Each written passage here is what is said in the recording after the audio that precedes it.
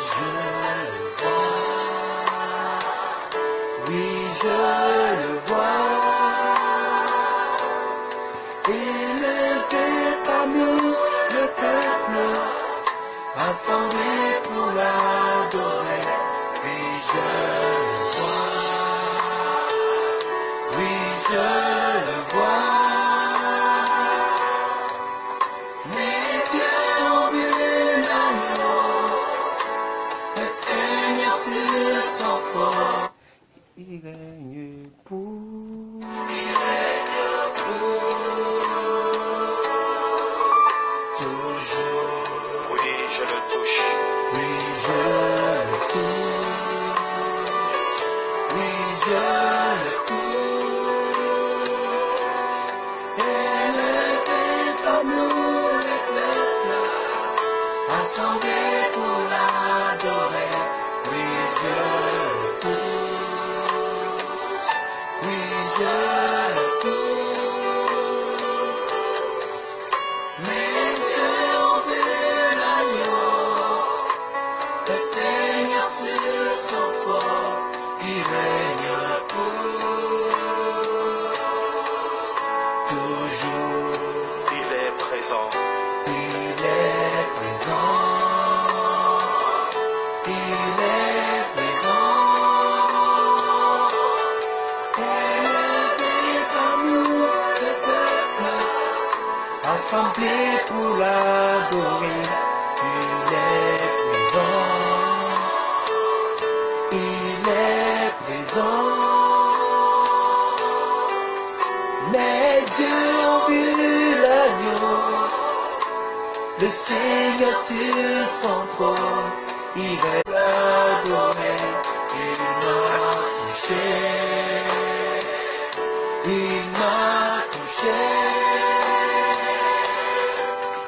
Mes yeux ont vu l'agneau, le Seigneur sur son trône, il règne pour toujours. Vaillant héros. Vaillant héros, vaillant héros. Partagez, partagez, oui. Mais du tout le peuple, assemblé pour l'adorer. Vaillant héros, vaillant héros. Mes yeux ont vu l'agneau, sur son trône, il règne pour. Partagez, invitez vos amis s'il vous plaît. Invitez vos amis, partagez s'il vous plaît. Père, mon âme te bénit, mon âme t'exalte, mon âme te célèbre. Inspire les paroles de ma bouche et les pensées de mon cœur. Viens nous édifier à nous tous par cette parole. Viens changer nos vies, Seigneur. Nous voulons te voir assis sur ton trône dans nos vies. Impacte la vie de quelqu'un par cette parole. Viens nous parler, Saint-Esprit, au nom de Jésus-Christ. Partagez la vidéo. Mes yeux ont vu l'agneau, mon Seigneur sur son trône. Mes yeux ont vu l'agneau, mon héros sur son trône. Mes yeux ont vu l'agneau, mon papa sur son trône. Mes yeux ont vu l'agneau, mon amour sur son trône. Mes yeux ont vu l'agneau, Alléluia. mon Seigneur sur son trône. Mes yeux ont vu l'agneau, mon Jésus sur son trône. Que Dieu vous bénisse. Restez bénis, restez bénis, restez bénis, restez bénis. Alors, je vais encore parler d'un sujet ce soir. Aujourd'hui est le 3 août. Il est 19h, il est 20h00. Non, 20h05 en Côte d'Ivoire. Il est 22h chez vous. Pour ceux qui êtes là, je vais parler. Vous n'êtes pas assez, mais bon, voilà. Je comprends, les gens sont déjà endormis. Que Dieu vous garde et que Dieu nous bénisse par cette parole. Bien-aimés, les défis sont vos opportunités. Les défis, du moins j'aurais dû dire, les défis sont nos opportunités. Les défis sont nos opportunités. Je vais demander à maman Chris Manim, une dame à qui je fais honneur pour sa loyauté et pour sa sincérité dans le christianisme qu'elle a choisi. Et depuis qu'elle m'a découverte, elle est toujours avec moi. Et c'est une dame que je respecte. Je vais demander à cette dame de se positionner dans Hébreux 12, verset 7. Hébreux 12, verset 7. Oh rasa tarababa baba shotorobo sekantorobo shekasa mandele brondele baso kontorobo shekantara baba arakatara brondele bosse kantara baba baba shotara basekata. Oui Père, mon âme te bénit, mon âme t'exalte. Je vais te rendre toute la gloire, je vais te magnifier, je vais te glorifier. Viens parler à la vie de quelqu'un, viens nous édifier par ta parole, viens nous transformer par ta parole, viens nous épater par ta parole. Merci Saint-Esprit, à qui irons-nous? Tu as les paroles de la vie, tu as les paroles de la vérité. Fais-nous du bien par ta parole. Fais-nous du bien par ta parole. Fais-nous du bien par ta parole. Fais-nous du bien par ta parole au nom de Jésus-Christ, ton Fils. Fais-nous du bien par ta parole. Oh, alléluia, gloire à Dieu. Alléluia, gloire à Dieu. Alléluia, gloire à Dieu. Alléluia, gloire à Dieu. Alléluia, gloire à Dieu. Nous sommes dans Hébreux 12, verset 7 jusqu'à 11. Hébreux 12, verset 7 jusqu'à 11. Bien-aimés, vous pouvez partager la vidéo. Les défis auxquels vous êtes confrontés. Peut-être vous avez expérimenté des échecs. Peut-être que vous avez expérimenté des déceptions. Peut-être que vous avez expérimenté des crises. Peut-être que vous êtes au bout de vos attentes. Peut-être que vous êtes découragé. Vous êtes vraiment rempli de problématiques. Peut-être que ce que vous aurez souhaité avoir, vous ne l'avez pas obtenu. Peut-être que la vie que vous souhaitez, vous avez toujours voulu vivre. Vous n'avez pas vécu cette vie. Je veux te dire que les défis auxquels tu es confronté, les défis là sont vos opportunités. Alléluia. Sont vos opportunités. Partagez la vidéo, invitez vos amis. Partagez la vidéo, invitez vos amis. Partagez la vidéo, invitez vos amis. Partagez la vidéo, invitez vos amis. Partagez la vidéo, invitez vos amis. Alors, je vais lire les Écritures avec vous très rapidement. Hébreux 12, verset 7. Bon, bonjour, bonsoir à tous ceux qui m'ont salué, ok? J'ai vu une dizaine de personnes qui ont déjà salué. Maman Antalalena, ma victoire à Dieu. Monsieur Jay, Odilon, Maman Chris, Rose, Hortense, Maman Hortense. Jocelyn Molia, Maman Awa, Maman Thérèse.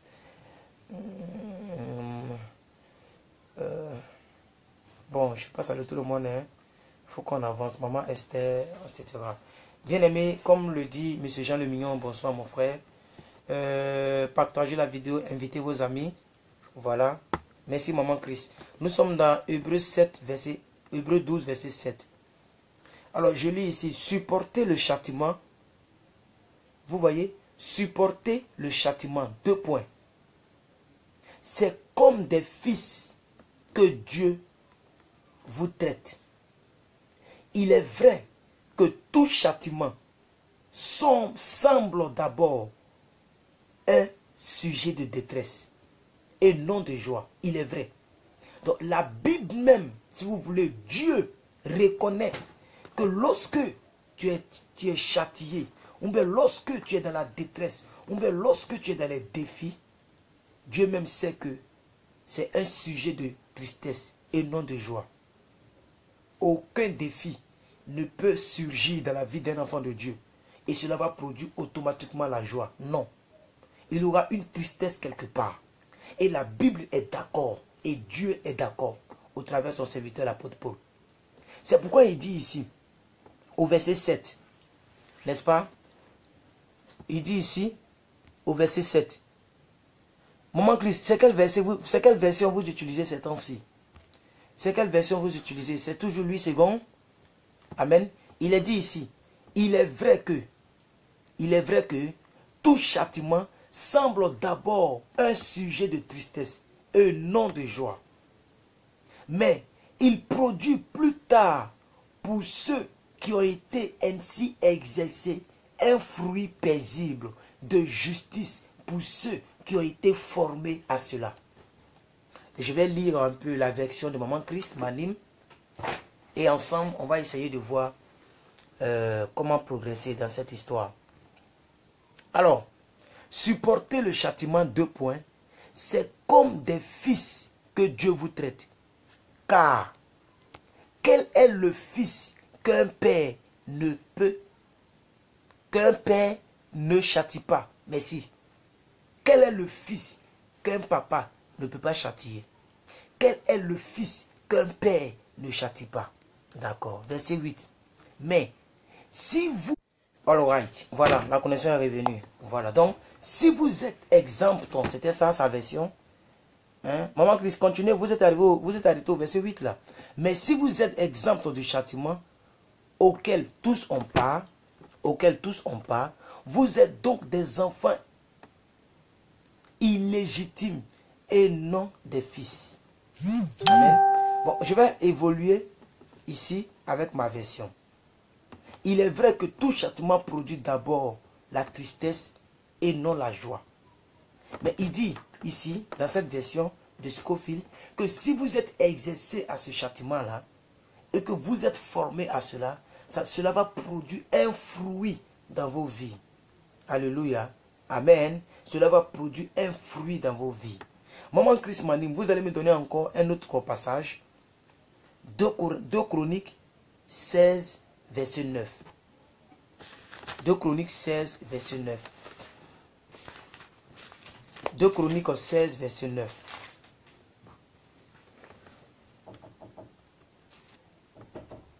C'est ici?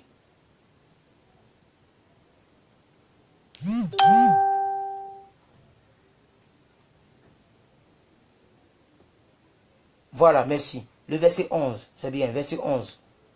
Il est vrai que tout châtiment semble d'abord un sujet de tristesse et non de joie. Mais il produit plus tard, pour ceux qui ont été exercés, un fruit paisible et de justice. Alors, Maman Christ, nous avions la même version. C'est vrai, nous avons la même version. Mais c'est que j'étais en train de lire déjà le verset 11.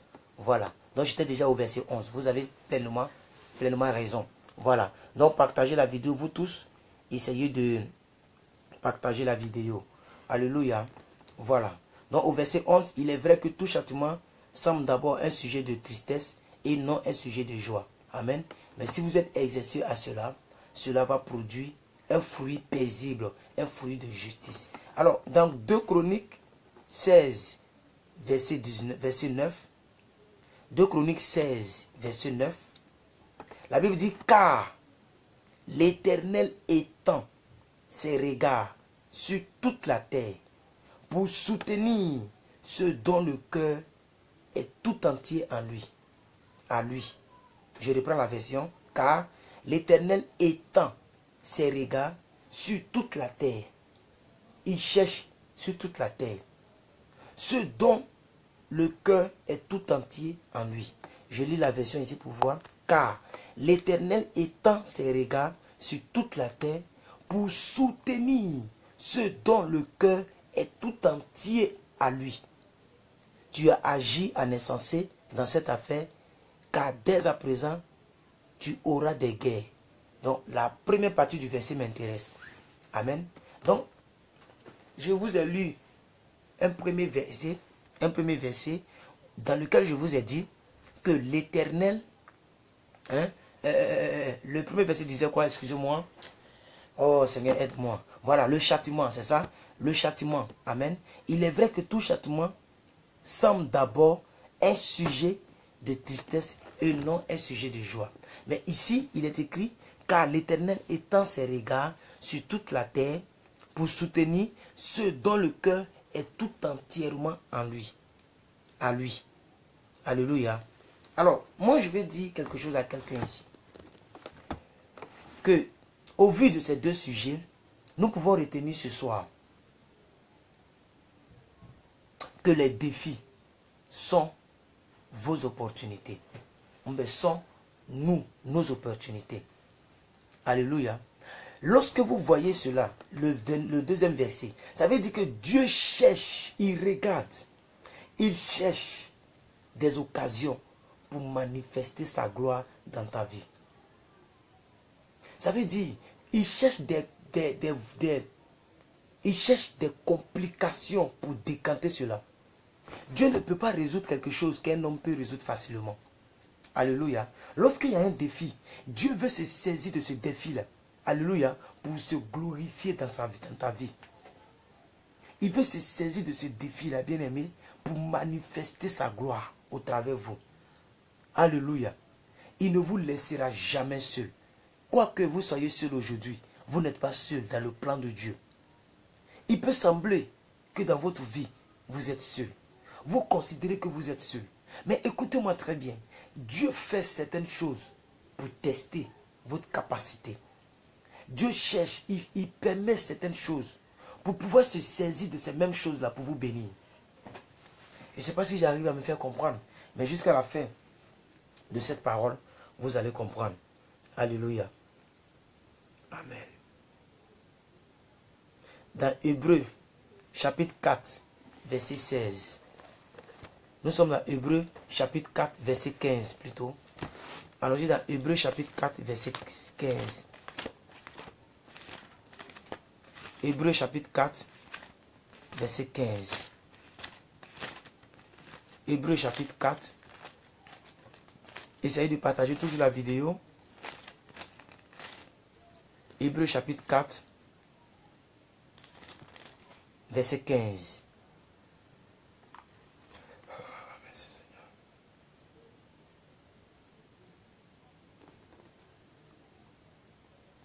Regardez ici. Car nous n'avons pas un souverain sacrificateur qui ne puisse pas compatir à nos faiblesses. Au contraire, il a été tenté comme nous en toutes choses, sans commettre de péché. Approchons-nous donc avec assurance du trône de la gloire, de la grâce, afin d'obtenir miséricorde et de trouver grâce pour être secouru dans nos besoins. Hébreux 4, verset 15 à 16. Hébreux 4, verset 15 à 16. Je vais vous relire encore cela, très rapidement. Car nous n'avons pas reçu un souverain sacrificateur qui ne puisse pas compatir avec nos souffrances, qui ne puisse pas compatir à nos faiblesses. Mais au contraire, il a été tenté en toutes choses, sans commettre de péché. C'est pourquoi nous aussi, nous devons nous approcher du trône de la grâce, afin d'obtenir miséricorde et de trouver grâce pour être secouru. Alors, je vais rappeler que lorsque la connaissance se coupe comme ça, amen, voilà. Et lorsque vous voyez que vous n'arrivez plus à avoir accès à moi, vous sortez de ma page, vous mettez du direct et vous essayez de revenir dans le direct. Parce que là, les gens, bon, je vois 18 personnes, mais on était plus que ça. Mais quand la connexion se coupe et qu'on est en pause, beaucoup de personnes se perdent en route. Amen. Donc, je vais reprendre. Approchons-nous donc avec assurance du trône de la grâce afin d'obtenir miséricorde et de trouver grâce pour être secouru dans nos faiblesses. Vous comprenez? Donc, bien aimé, lorsque tu es faible et que tu as des faiblesses dans ta vie, ça peut être faiblesse financière, ça peut être faiblesse matrimoniale, tu n'es pas marié, tu es dans le concubinage chronique, ça peut être faiblesse professionnelle, tu ne travailles pas, ou bien tu travailles mais on te paye de manière bizarre, on t'exploite. Comme on le dit dans vos jargons les Européens, les gens mangent leur totem. C'est-à-dire le travail que tu n'avais jamais rêvé faire, c'est le travail que tu fais.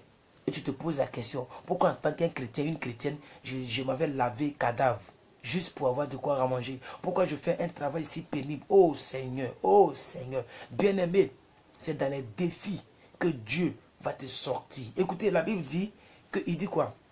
L'indigent là, le pauvre là, je le sors de la poussière. L'indigent là, je le sors de la boue. Et les deux, je vais les laver pour les faire asseoir à la table des grands. Pour les faire asseoir à la table des rois. Je ne sais pas si je suis beaucoup fatigué. Je suis beaucoup fatigué corporellement. C'est pourquoi souvent je parle un peu faiblement. Mais je veux tout faire pour que vous puissiez dormir avec ce message. Je veux tout faire pour laisser quelque chose dans la vie de quelqu'un. Bien-aimé, je veux vous dire, hier nous avons parlé d'un sujet. Ne répondez pas par la peur. C'est dans cette même perspective que je veux vous dire que les défis, je sais que vous avez des défis. Je le sais. Je sais que nous avons tous des défis. Mais les défis que nous avons, ce sont nos opportunités. Et Dieu cherche ce genre de défis pour les résoudre dans nos vies. Peut-être que Dieu se dit, je vais résoudre dans 1 jour, dans 2 jours, dans 3 jours. Peut-être que Dieu a résolu, il a fini de mettre en place le plan pour résoudre ce problème. Mais c'est alors que peut-être que tu as envie d'abandonner. C'est alors que peut-être que tu as envie de jeter éponge. Ne jette pas éponge. Shalom, maman Justine nous a dit. Shalom. Alléluia, gloire à Dieu. Alléluia. Alléluia. Dans le livre de Chroniques, de 2 Chroniques 16, verset 19. Shalom, maman Yolande, shalom. Dans le livre de 2 Chroniques 16, verset 19. La Bible dit, shalom, maman Nadia. Oh, shalom, vous tous. La Bible dit clairement, car l'Éternel étend ses regards sur toute la terre pour soutenir ceux dont le cœur est entièrement en lui. Cela signifie, bien aimé, qu'il cherche des occasions dans nos vies pour manifester sa gloire. Oh, alléluia. Gloire à Dieu. Il sait exactement quel genre de douleur que vous traversez. D'accord, maman, vous êtes dans la voiture. Ok, Dieu vous bénisse. Dieu vous bénisse abondamment. Restez bénis, demeurez bénis. Oh, alléluia, gloire à Dieu. Il sait exactement le problème que vous traversez. Il sait le problème que vous traversez, bien aimé. Et chaque personne a toujours un défi. Chaque personne a toujours un défi, bien aimé. Mais nous... Alors, nous sommes de retour. Ok. Donc, j'étais en train de dire que Dieu sait exactement le problème que tu traverses. Il sait exactement le problème auquel tu es confronté. Alléluia. Mais il cherche ta collaboration. Parce que la compréhension des Écritures, c'est que le chrétien doit réellement faire attention à sa manière de réagir face aux défis. Oui, parce que quand tu réagis de manière pathétique, de manière comme si ton Dieu n'existait pas, comme si ton Dieu n'était pas sur le trône, bien aimé, cela même peut décourager Dieu. Alléluia.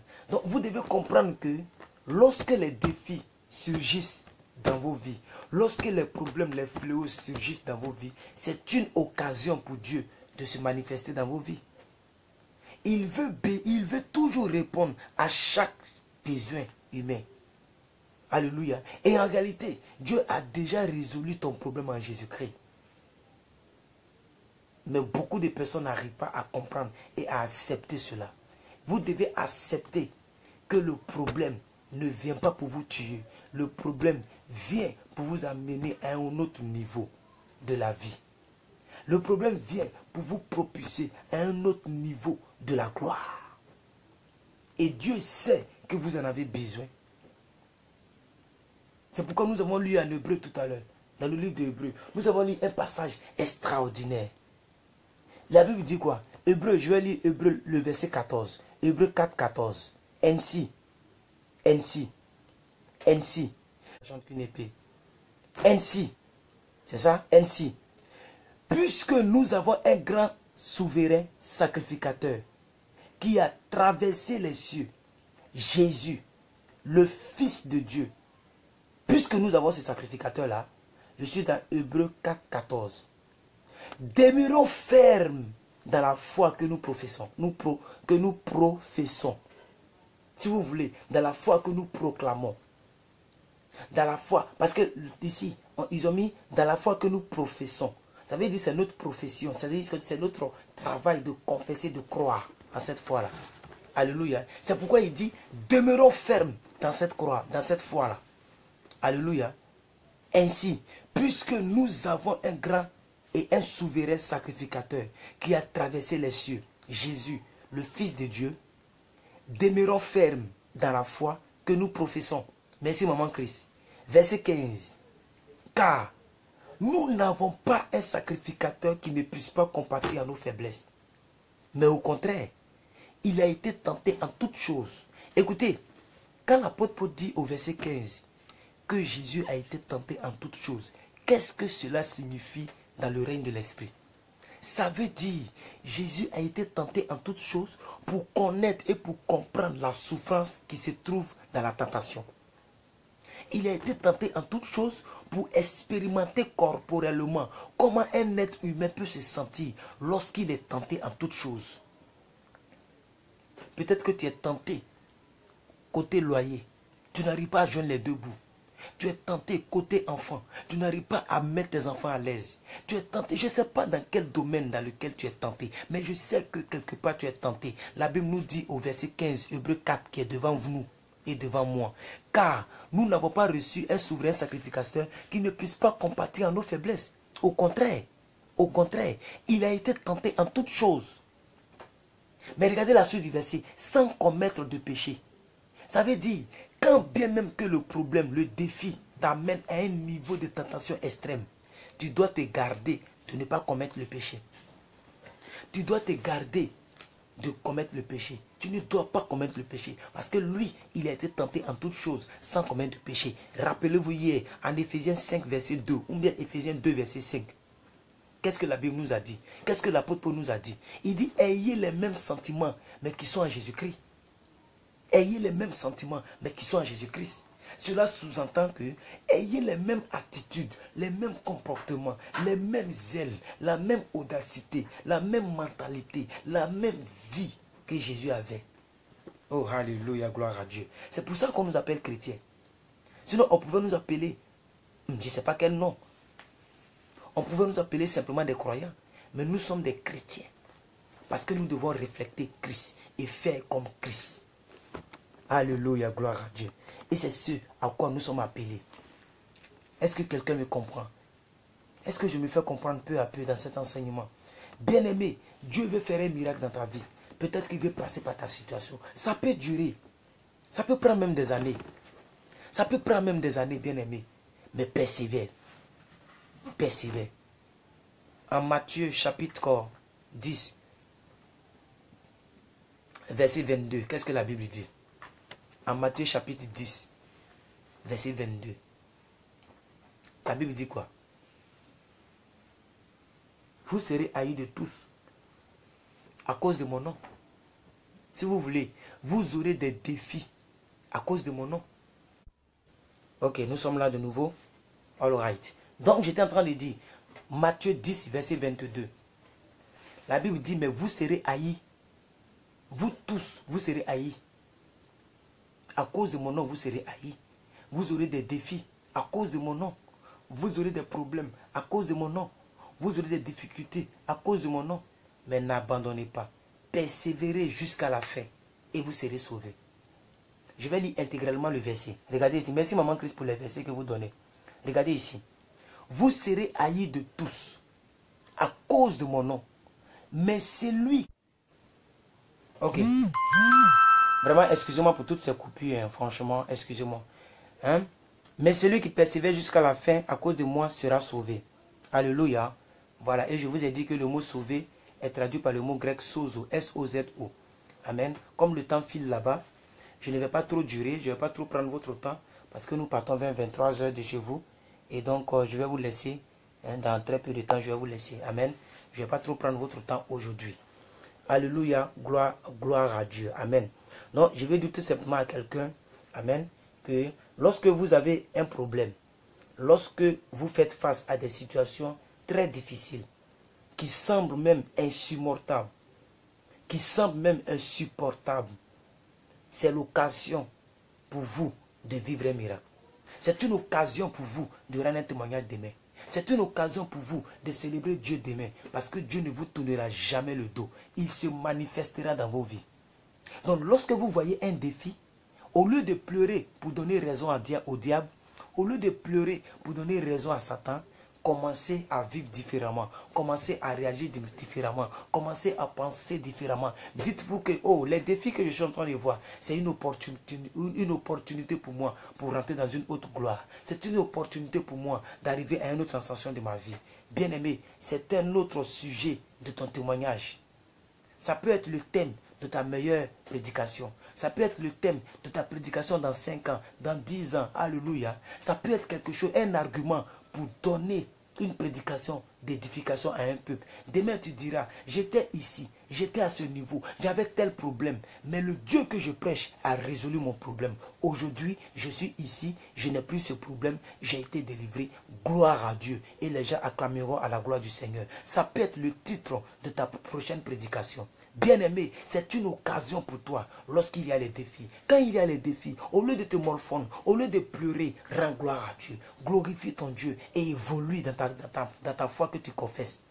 C'est ce que la Bible dit ici. C'est ce que la Bible nous a dit ici. Au verset 14. Alléluia. Hébreux 4, verset 14. Je vais le relire pour vous. Je vais le relire jusqu'à ce que la vidéo le finisse. Regardez ici, bien-aimé chrétien. Regardez ici. Il dit, ainsi, merci maman Christ, donnez le verset 14. Ainsi, Hébreux 4, 14. Ainsi, puisque nous avons un grand sacrificateur, un souverain sacrificateur. Le sacrificateur, là, c'est Jésus-Christ, le Fils de Dieu. Puisque nous avons ce sacrificateur, demeurons fermes dans la foi que nous professons. Demeurons fermes dans la foi que nous professons. Demeurons fermes dans la foi que nous proférons. Demeurons fermes dans la foi que nous confessons. Demeurons fermes dans le Christ que nous avons choisi. Parce que lui, il a été tenté en toutes choses. Il connaît la douleur de la tentation. Il connaît la douleur de la tentation. Il connaît la douleur de l'injustice. Parce que lui-même, il a expérimenté. Ok. Donc, il connaît la route de l'injustice. Il connaît comment ça fait mal lorsqu'on te traite dans l'injustice. Il a été cloué injustement. Il a expérimenté une vie difficile. Il a été tenté en toutes choses. Jésus a été tenté en toutes choses pour qu'il puisse savoir comment ça se passe lorsqu'on est tenté en toutes choses. Donc, il connaît le problème que tu vis. Est-ce que je parle à quelqu'un? Alors, si ce Dieu-là, il connaît le problème que nous vivons, qu'il a déjà expérimenté le problème que nous vivons, lorsque ces problèmes arrivent, restons calmes. Il va agir. Amen. Il va se manifester. Dieu ne te tournera jamais le dos. Son désir, c'est de pouvoir témoigner à sa gloire. Et Dieu veut toujours se faire glorifier. Il veut toujours démontrer qu'il est Dieu. Alors il n'a pas besoin de te sortir des petites histoires. Dieu il n'a pas besoin de te sortir des petites choses. Il veut te faire sortir des grandes choses. Il veut te sortir des difficultés les plus obscènes, des difficultés les plus monstrueuses, des problèmes les plus calamiteuses. C'est ce que Dieu attend, c'est ce que Dieu veut faire. De sorte que lorsque les gens voient, ou bien lorsque les gens verront la position, le standard de vie que Dieu t'aura accordé, ils rendront gloire à Dieu. Ils se diront certainement, celui-ci était le Fils de Dieu. Ok, amen. Voilà.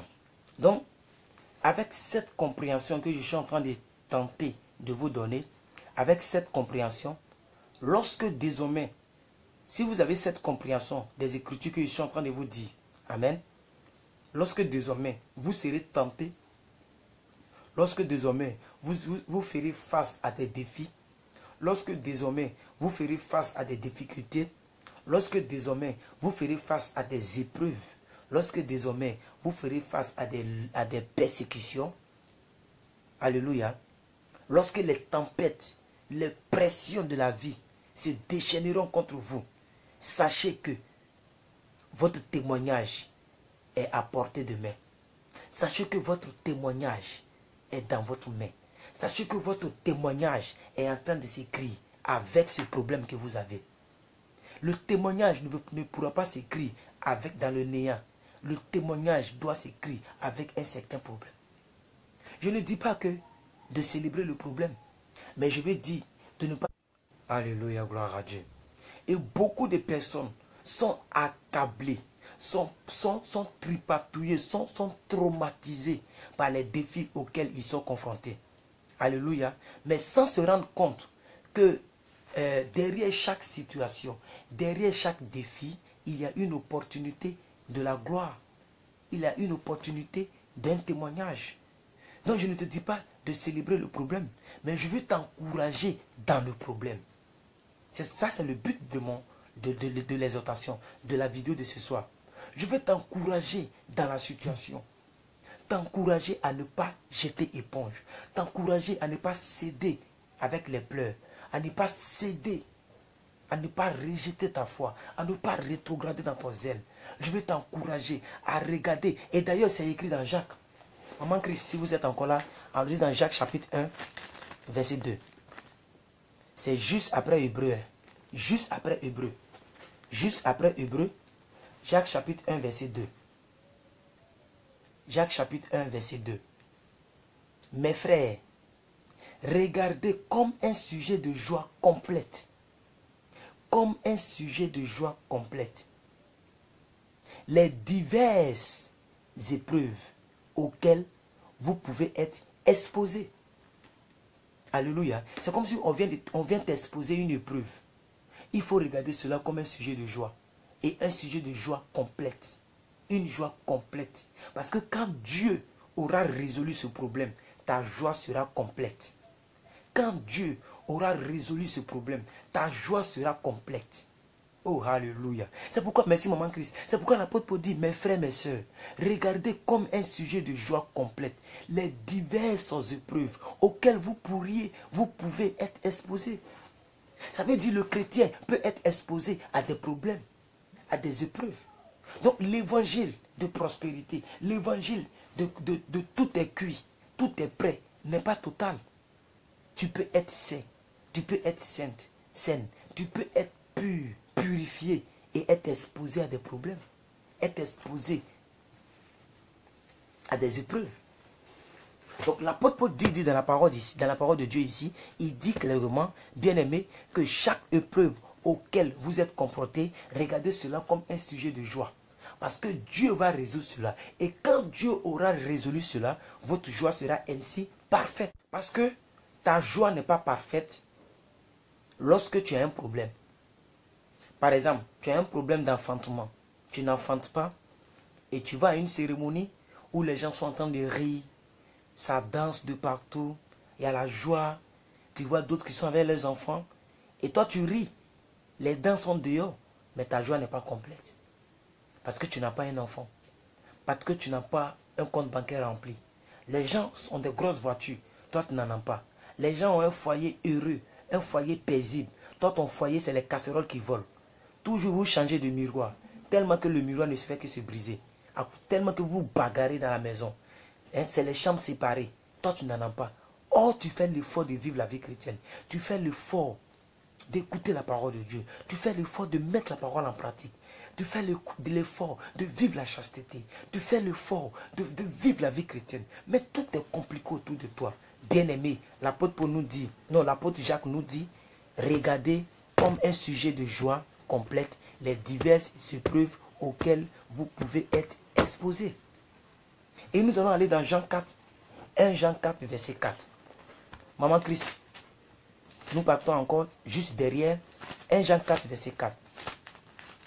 1 Jean 4, verset 4. Juste après 1 Pierre. 1 Jean 4, verset 4. Vous allez voir ce que l'apôtre Jean dit. Il dit, vous, petits enfants, vous êtes de Dieu. Et vous les avez vaincus. Parce que celui qui est en vous est plus grand que celui qui est dans le monde. Donc, bien aimé, nous avons déjà la victoire d'avance. Est-ce que vous savez que le chrétien, dans ses problèmes, dans ses difficultés, est déjà victorieux? C'est pourquoi je porte le nom plus que vainqueur. Parce que je me dis, quel que soit le problème auquel je serai confronté, la solution se trouve dans le problème. Parce que Christ en moi m'a rendu plus que vainqueur. Et je les ai déjà vaincus. Donc tout Maplao, tout sorcier, toute personne qui manigance contre moi, tout Tobija, tout Sambala, tout Goliath, tout homme fort de ma vie et dans ma vie est déjà vaincu d'avance parce que c'est écrit dans la Bible. Et nous avons prêché avant-hier que la parole est notre assurance. Aussi longtemps que ce verset existe dans ma Bible, bien-aimé, je suis plus que vainqueur. Je ne laisserai pas place aux pleurs. Mes larmes ne couleront jamais à cause d'une situation, à cause d'un problème. Mes larmes qui couleront, c'est à cause de la résolution de la situation, parce que je vais pleurer de joie.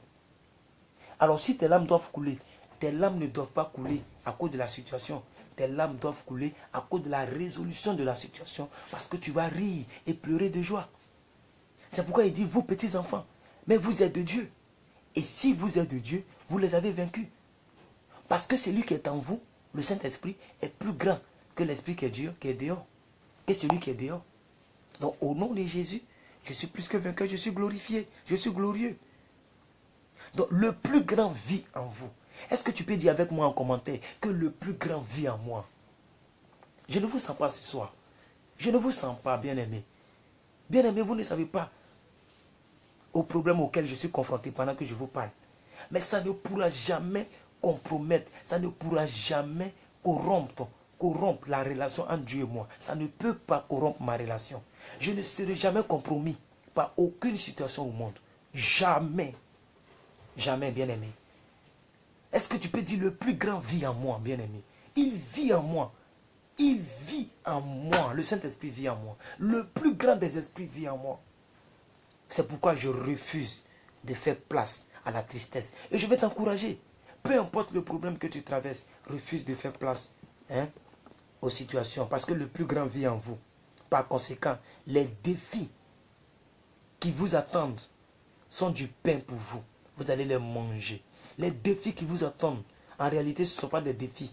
Ce sont des opportunités. C'est pourquoi la vidéo est intitulée « On déconne fortement ». Et d'ailleurs, je vais terminer très rapidement. Je voulais vous laisser juste une pensée. Amen. Donc, le plus grand vit en moi. Amen. Donc, quels que soient les problèmes, les défis, les persécutions, les épreuves, les tentations, les tempêtes, les pressions de la vie. Alléluia. Ton âge est avancé. Tu n'es pas encore marié. Tu ne travailles pas encore. C'est ça. Waouh. Excusez-moi, vraiment. La connexion déconne. La connexion déconne. La connexion déconne. Vraiment, excusez-moi. Excusez-moi, la connexion déconne. Amen. Donc, je vais clore la vidéo très rapidement. On va clore la vidéo très rapidement. Amen. Donc, vous petits enfants, c'est ça? Vous petits enfants, vous les avez vécus, c'est ça? Amen, c'est ça? J'espère que c'est ça. Hein? C'est là que nous étions, non? S'il vous plaît, rappelez-moi. Vous petits enfants, vous les avez vaincus. C'est ça, non? Parce que celui qui est en vous est plus grand que celui qui est dans le monde. Donc, je vous ai dit je vous avais dit de dire avec moi, le plus grand vit en moi, c'est ça? Le plus grand vit en moi. All right. Alors, bien aimé, le plus grand vit en moi. Et tant qu'il vit en moi, je suis plus que vainqueur. Tout problème, tout défi, toute pression qui viendra à vous. Alléluia. Ce ne sont que les prochains témoignages que vous allez rendre. Amen. Peu importe si le problème est d'ordre de santé, d'ordre, si c'est un défi financier, si c'est un problème avec votre travail, etc. Refusez d'échouer. Au contraire, bien aimé, voyez la situation comme un échec. Refusez de considérer l'échec. Refusez de considérer cela comme un échec. Voyez cela. Voyez la situation comme un succès. Alléluia. Je dis, lorsque vous avez un problème, si c'est d'ordre matrimonial, d'ordre, je ne sais quoi, bien aimé, la Bible dit que le plus grand vit en nous. Maman Christ, vous allez me donner rapidement 2 Corinthiens 4. 2 Corinthiens 4. 2 Corinthiens 4 à partir du verset 8 à 9. 2 Corinthiens 4, verset 8 à 9. Bon, j'ai mis un peu de ventilateur pour que ça me fasse du bien. Hein. 2 Corinthiens 4, puisque la connexion s'était entrecoupée. 2 Corinthiens 4, verset 8 à 9.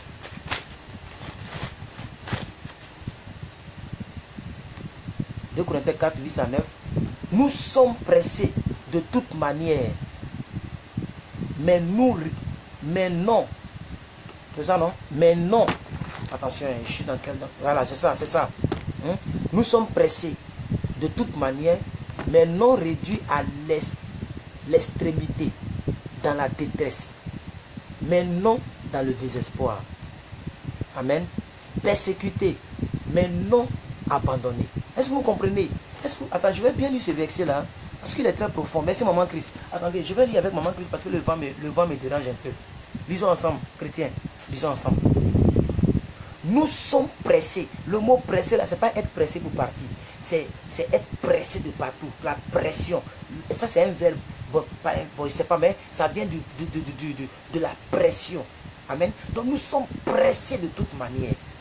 Manière financière, manière matrimoniale, manière, je ne sais pas. Nous sommes pressés de toute manière, mais nous ne sommes pas réduits à l'extrémité.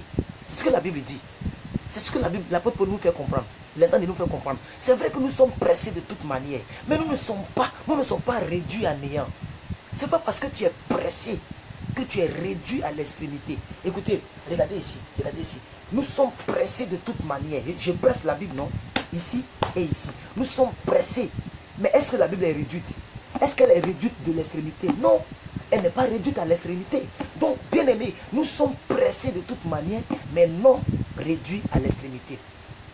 Nous sommes pressés dans la détresse, mais non dans le désespoir. Oh, mais Allah c'est revenu. Oh, merci Seigneur. Vous voyez? Persécutés, mais non. C'est ça, non? Non, j'étais où là? Dans la détresse. Nous sommes pressés dans la détresse, mais non dans le désespoir. Nous ne sommes pas pressés dans le désespoir. Nous sommes pressés dans la persécution. Nous sommes persécutés, mais nous ne sommes pas abandonnés. Regardez le verset 9. Nous sommes persécutés, mais nous ne sommes pas abandonnés. Nous ne sommes pas abattus. Nous sommes abattus peut-être, mais nous ne sommes pas perdus. Est-ce que vous voyez le verset 9? Oh, alléluia. C'est vrai que je suis persécuté. Je reconnais que je suis persécuté. Les gens me proposent de l'argent. En ce qui me concerne, les gens me proposent beaucoup de choses, juste pour que je sois abandonné de Dieu. Mais c'est vrai que je suis persécuté par mes parents, par mes amis, par toute autre personne. Mais je ne suis pas abandonné. Je peux être abattu, mais je ne suis pas perdu. Je connais mon chemin. Mon chemin, c'est Jésus. Mon chemin, c'est Christ. Mon chemin, c'est l'Église. C'est la confession de la foi. Je ne suis pas perdu dans la vie. Je ne changerai jamais de combat. Je ne changerai jamais de message. Je resterai focalisé sur la vérité. Je resterai focalisé sur ma mission terrestre. Je resterai focalisé sur la prédication de la parole. Je ne serai pas corrompu. Je ne serai jamais compromis. Je peux être abattu. Je peux être attristé. Je peux être persécuté. Mais je ne suis pas abandonné. Je ne suis pas perdu. Je ne suis pas pressé. Je ne suis pas réduit à néant. Jamais. Je resterai toujours à mon poste. Bien-aimé, Job était pressé de partout. Job était pressé, mais il n'était pas abandonné par Dieu. Est-ce que je parle à quelqu'un? Job était pressé de partout, mais il n'était pas abandonné. Il est presque 23 h pendant que je suis en train de parler. Il est presque 23 h chez toi. Mais je suis en train de te parler si tardivement, parce que Dieu voudrait que tu écoutes cela tardivement pour que ça reste dans ton cœur pour le reste de la semaine. Tu es persécuté, mais tu n'es pas abandonné. Je le sais, je le sais. Je sais que je suis persécuté, mais je ne suis pas abandonné. Oh, vous êtes là maintenant. Est-ce que vous comprenez? Je sais, est-ce que tu peux le dire? Je sais que je suis persécuté, mais je ne suis pas abandonné. Le verset 9, c'est un verset que j'aime. 2 Corinthiens 4, verset 9. C'est un verset que j'aime. Je suis persécuté, mais je ne suis pas abandonné. Je suis pressé de partout, mais je ne suis pas réduit à l'extrémité. Je suis toujours la même personne. Est-ce que lorsque tu mets quelque chose de lourd sur ta tête, est-ce que tu es réduit dans ta taille? Dites-moi. Quand tu portes un bagage qui est lourd sur ta tête, tu sens la pression. C'est vrai que tu es pressé de partout. Tu es pressé d'ici et la terre, le sol te presse. Et ici, ça te presse, n'est-ce pas? Mais lorsque tu déposes, tu as toujours la même taille. Tu as toujours la même taille. Comme j'ai fait avec la Bible tout à l'heure. Je presse la Bible, n'est-ce pas? Mais elle garde la même taille. Nous sommes pressés, mais nous ne sommes pas réduits à néant. Nous ne sommes pas réduits de l'extrémité. Nous sommes abattus, c'est vrai, mais nous ne sommes pas perdus. En tout cas, moi, je ne suis pas perdu. Je ne suis pas perdu. Tu peux être abattu.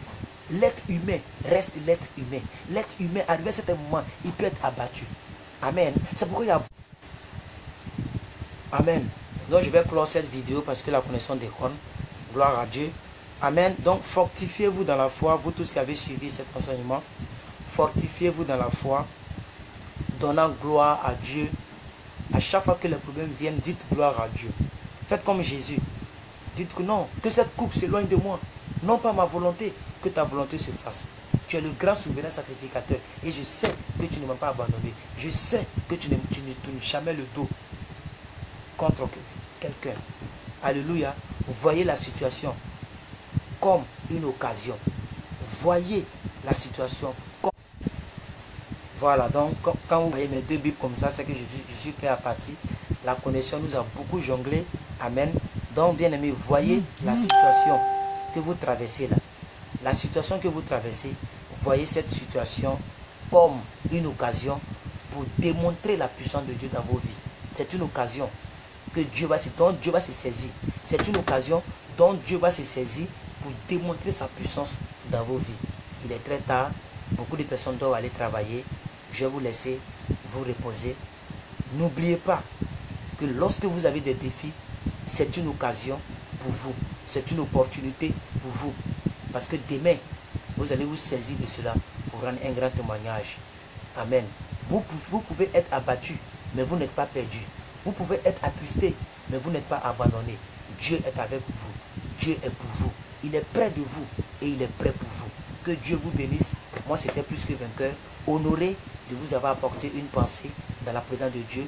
Likez la page. Si vous n'êtes pas encore abonné à ma page, likez la vidéo, partagez la vidéo. On a demain, si Dieu le veut. Ciao. Je prie pour la fin. Oh Père, mon âme te bénit, mon âme t'exalte. Je vais te bénir pour cette parole. Te rendre toute la gloire. Oh Rasataraba. Cher Père, miséricordieux. Un Dieu affectueux. Un Dieu véritablement. Ta force de l'esprit. Je te remercie pour ta force dans mon homme intérieur.